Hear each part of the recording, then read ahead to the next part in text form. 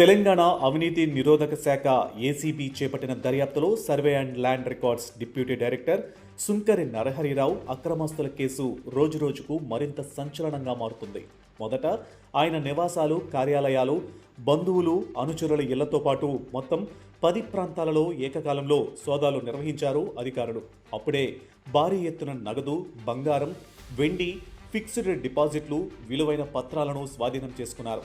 ఆ సోదాలలోనే 1.54 కోట్ల రూపాయల నగదు, సుమారు 1.3 కిలోల బంగారం, 8 కిలోల వెండి, 2.29 కోట్ల రూపాయల బ్యాంకు డిపాజిట్లు, 5 కోట్లకు పైగా ఫిక్స్డ్ డిపాజిట్లు బయటపడ్డాయి.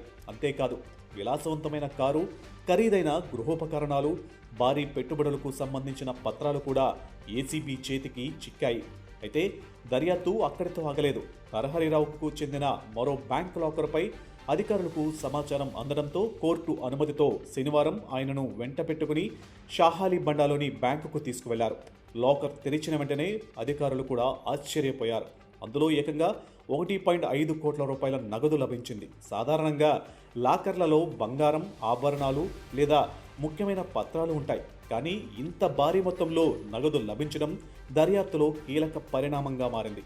ఇప్పటివరకు దర్యాప్తులో వెలుగులోకి వచ్చిన వివరాల ప్రకారం నరహరిరావు, ఆయన కుటుంబ సభ్యులు బినామీల పేర్లపై హైదరాబాద్, రంగారెడ్డి జిల్లాల్లో అనేక విలువైన స్థలాలు, విల్లాలు, అపార్ట్మెంట్లు, వ్యవసాయ భూములు ఉన్నట్లు అధికారులు గుర్తించారు. అధికారికంగా లెక్కించిన ఆస్తుల విలువ 13 కోట్ల రూపాయలకు పైగానే ఉన్నప్పటికీ ప్రస్తుతం ఉన్న మార్కెట్ ధరల ప్రకారం వాటి విలువ 100 కోట్ల రూపాయల నుంచి 150 కోట్ల రూపాయల వరకు ఉండొచ్చని అధికారులు అనుమానిస్తున్నారు.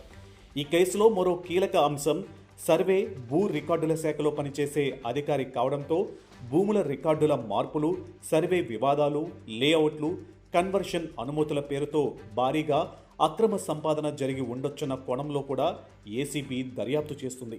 ఆయనకు సహకరించిన ఇతర అధికారులు, మధ్యవర్తులు, బినామీల పాత్రపైన విచారణ కొనసాగుతుంది. ఇప్పుడు లాకర్లో దొరికిన 1.5 కోట్ల రూపాయల నగదు ఎక్కడి నుంచి వచ్చింది? అది లెక్కల్లో చూపిన ఆదాయమేనా, లేక లంచాల ద్వారా వచ్చిన సొమ్మా?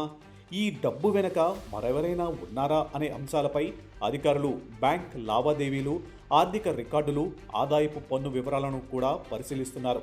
ఇప్పటికే ఈ కేసు తెలంగాణలో ఇటీవల కాలంలో వెలుగులోకి వచ్చిన అతిపెద్ద అక్రమాస్తుల కేసుల్లో ఒకటిగా నిలిచింది. ఇంకా ఇతర లాకర్లు, బినామీ ఆస్తులు, షెల్ కంపెనీలు, విదేశీ పెట్టుబడులు ఏమైనా ఉన్నాయా అనే కోణంలో ఏసీబీ దర్యాప్తును విస్తరించింది. దర్యాప్తు పూర్తయ్యే సమయానికి ఈ కేసులో బయటపడే అక్రమాస్తుల విలువ మరింత పెరిగే అవకాశం ఉందని అధికారులు భావిస్తున్నారు.